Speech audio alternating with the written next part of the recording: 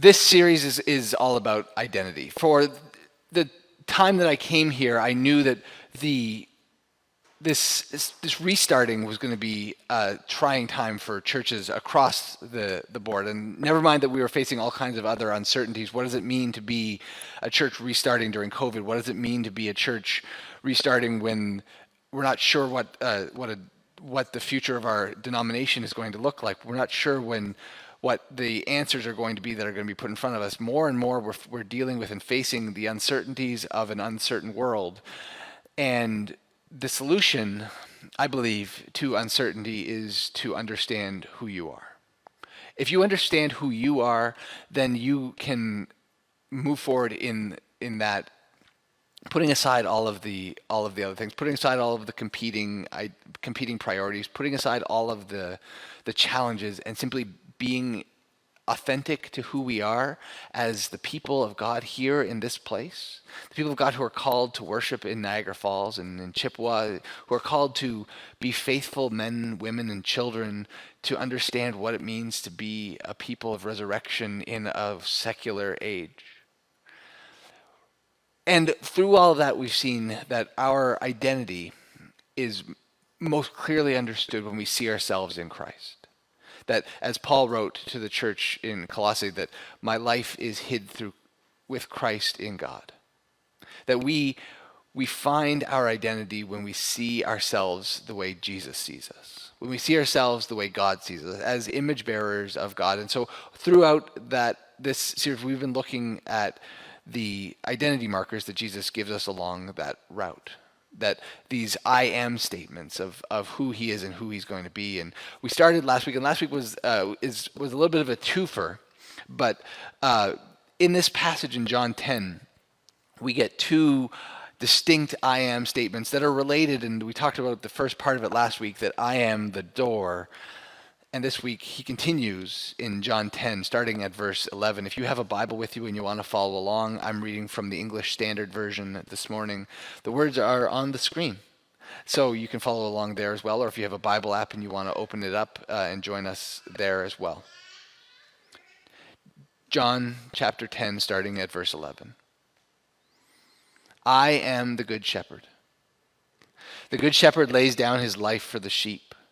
The hired hand, who is not a shepherd and does not own the sheep, sees the wolf coming and leaves the sheep and runs away, and the wolf snatches them and scatters them. The hired hand runs away because the hired hand doesn't care for the sheep. I am the good shepherd. I know my own, and they know me. Just as the Father knows me, and I know the Father, and I lay down my life for the sheep. I have other sheep that do not belong to the fold. I must bring them also, and they will listen to my voice. So there will be one flock and one shepherd. For this reason the Father loves me, because I lay down my life in order to take it up again. No one takes it from me, but I lay it down of my own accord. I have power to lay it down, and I have power to take it up again. I have received this command from my Father. I had 2 funerals to prepare this week, and which meant I spent a lot of time going through the Book of Common Worship, which, if you're not familiar with that book, bless you, you're fortunate. But it's what ministers in our denomination refer to as the Red Book. It's a series of orders of service, kind of guidelines, skeletons for everything from the consecration of a new house to a liturgy for closing a congregation. And when you go to the section on funerals, there are 5 or 6 different funerals, and I was dealing with 2 very different funeral situations, and so I spent a lot of time in the Red Book. And I noticed this week that as I was skipping through it, it never once actually calls them a funeral. The section of the Red Book is entitled Celebrations of Witness to the Resurrection, because Presbyterians will never use one word when 6 will do. I think that it's human nature to take something important and, as you love it over time, make it more complicated. I don't think baseball was invented with the infield fly rule. I think as baseball was played and celebrated and enjoyed, they realized that the way the rules interactions played out, that you needed to have this rule, and so the infield fly rule was invented. I don't think that football always had a shotgun offense. At some point, these were developments that were introduced into a game people loved over time. They were developed as people lived into the new reality. We take what's simple, and loving it, we add layers onto it. And so if that's human nature, what do we do when we've complicated something to the point that we don't recognize it the same way it sounds anymore? What do we do when we've put so many layers on top of something that it becomes something else altogether? When Jesus stands up and identifies himself as a good shepherd, as the good shepherd, every single person in earshot of him at that time understood exactly what he was saying. Or they at least understood what he meant when he said it. To be a shepherd in first century Palestine was to be in the workplace equivalent of somebody who flips burgers today. Even if you've never done it as a job, you understand most of what it entails. It's a job that we all understand, and they would have all understood. But 2,000 years of layers on top of that image of a shepherd,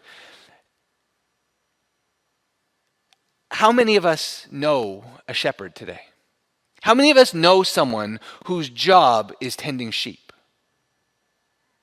How many of us have had our image of a shepherd shaped by the Christmas story? By Luke's gospel, where shepherds tend their flocks at nighttime and see angels appearing and take off to go and see this newborn king. I think if we're honest, that most of us have an image of shepherds that's more two-dimensional than three-dimensional. Most of us have an image in our minds of what a shepherd is that's a little cartoony and doesn't have a real life story that we can point to. And that's okay. We don't live in first century Palestine. We don't live in a agricultural world. We don't live in a part of history that says that we need to understand this exactly. But we need to remember that Jesus isn't speaking in the past tense. Jesus isn't saying, I was the good shepherd. Neither is he speaking in the future tense.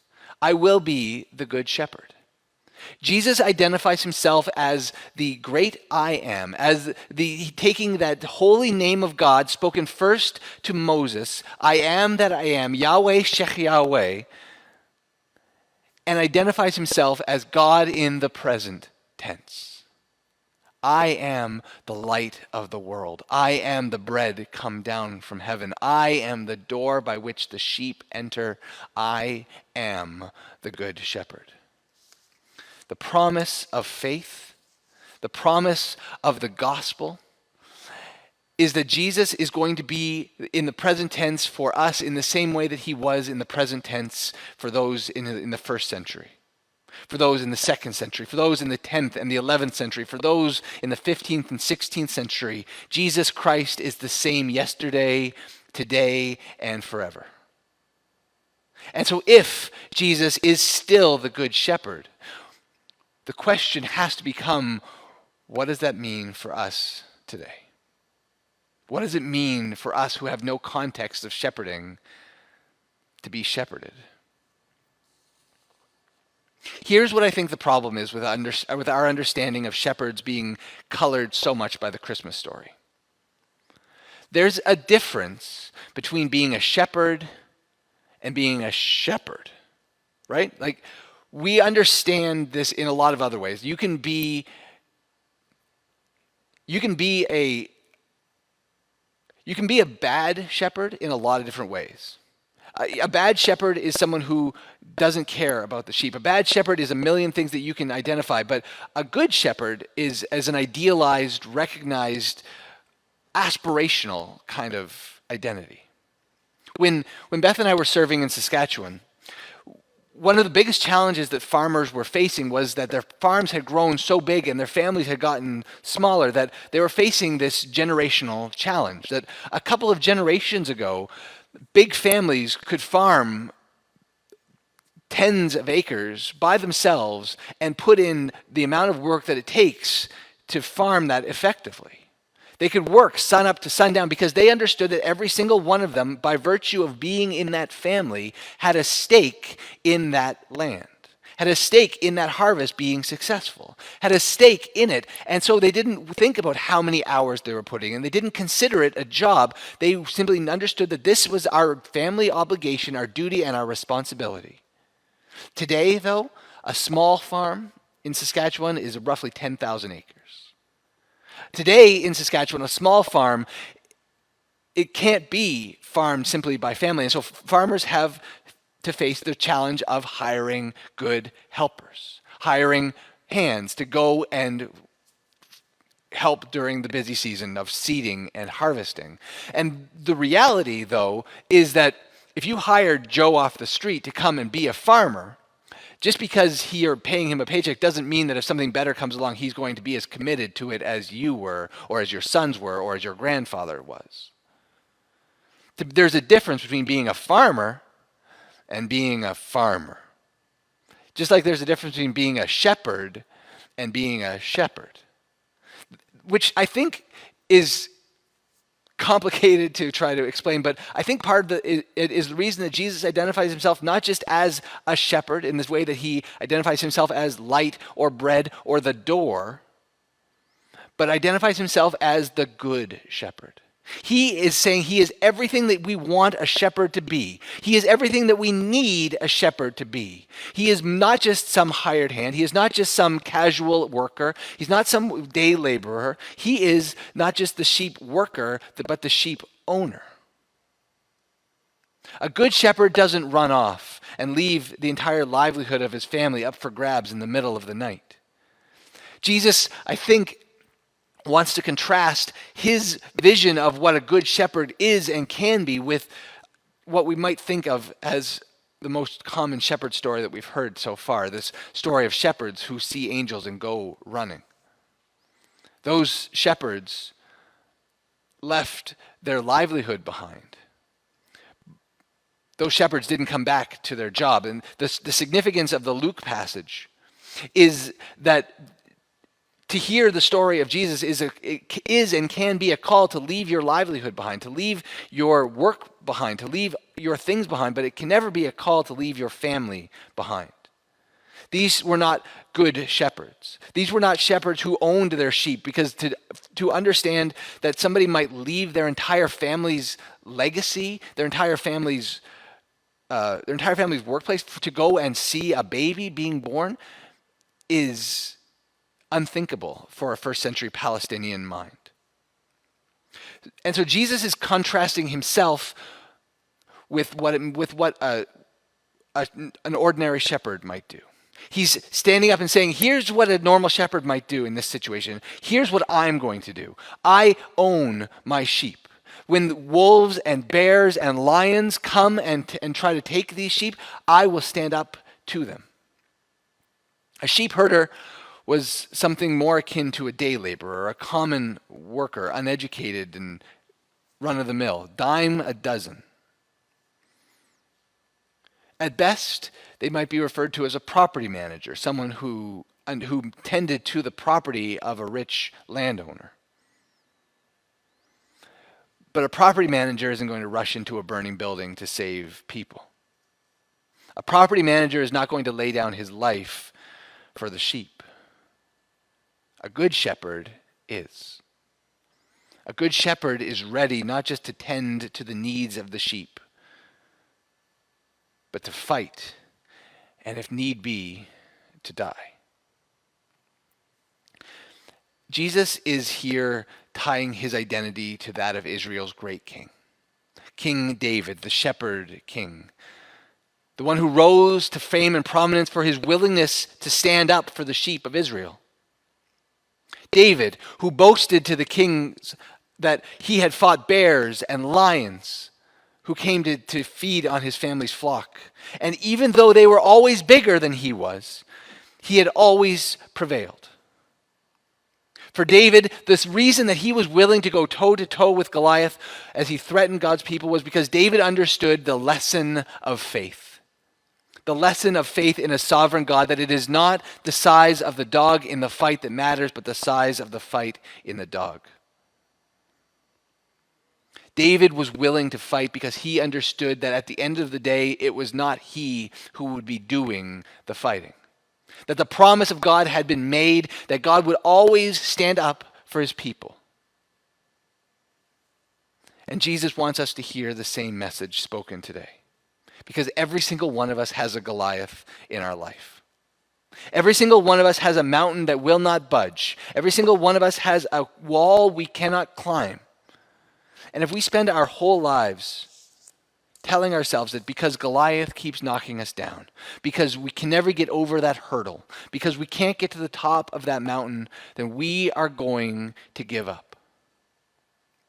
Church, the reality of being here as this people in this year is that there are so many more hurdles that we have to climb, so many more uncertainties that we can't answer, so many more challenges that we don't have the strength to face on our own, that if we give up, we're always going to settle for less.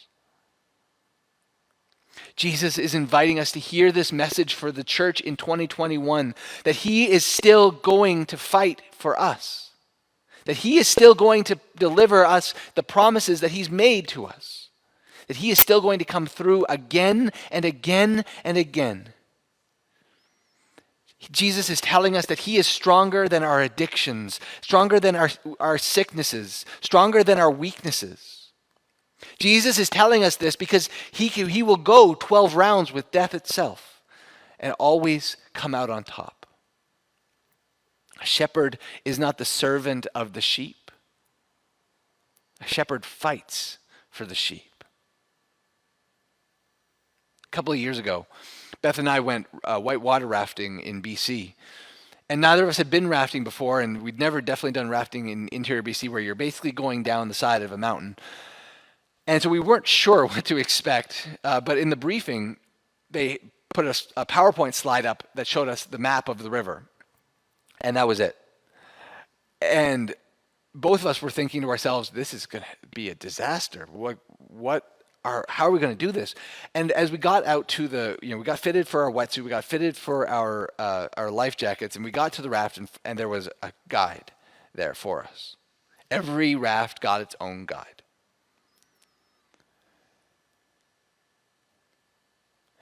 The guide's job was simple. Know every curve. Know every turn. Know what the route is ahead of us, so that at his command, the rowers can listen.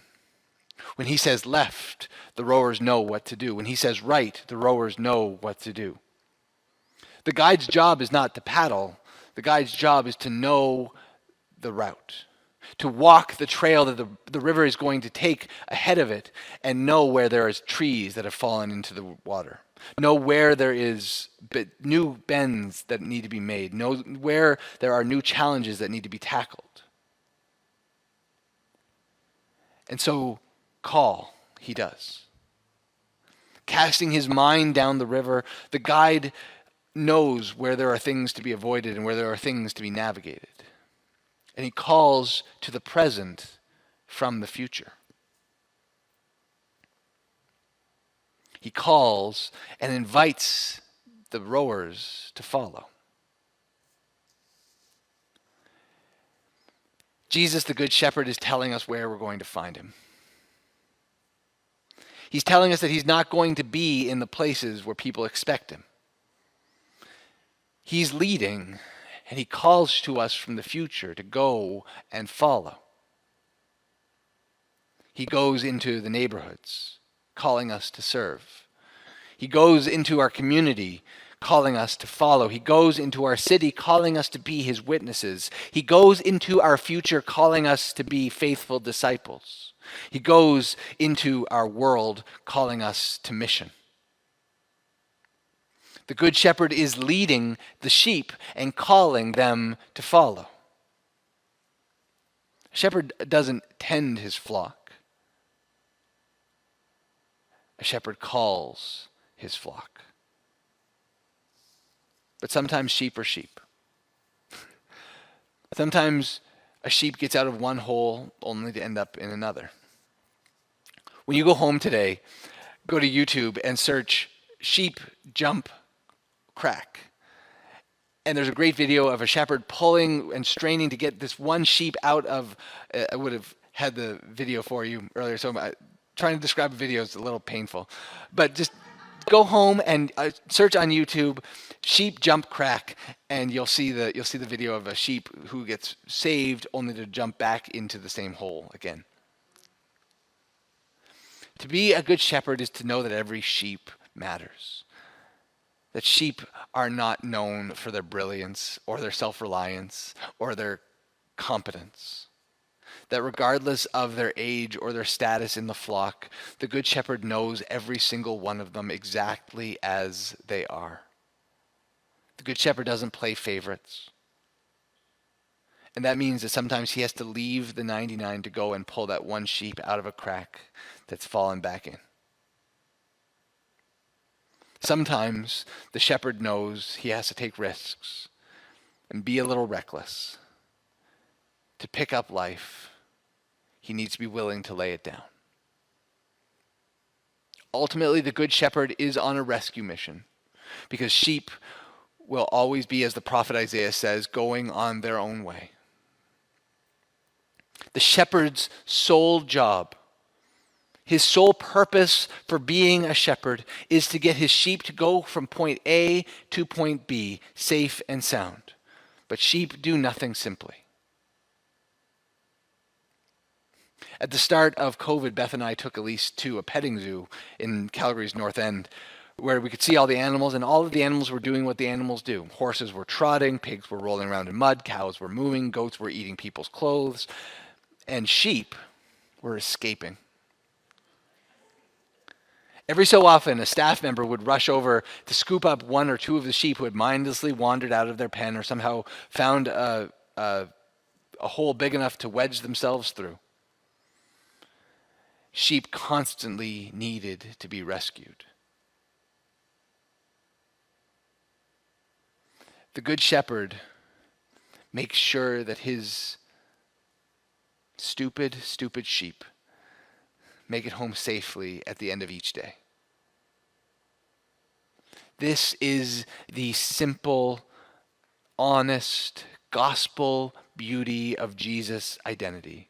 This is Jesus forgetting about metaphors and putting aside imagery. This is Jesus simply standing up in front of the world and saying, here is what I have come to do. Here is what I have come to be about. Here is the rescue plan that I have laid out from the foundations of the world that I am now enacting in your sight, in your presence, in your hearing. Here is what I have come to bring you. Rescue. Fight. A leader.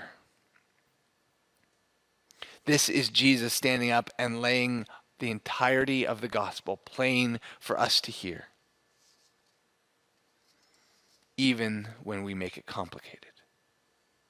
Glory be to the Father, and to the Son, and to the Holy Spirit, as it was in the beginning, is now, and ever shall be, world without end. Amen.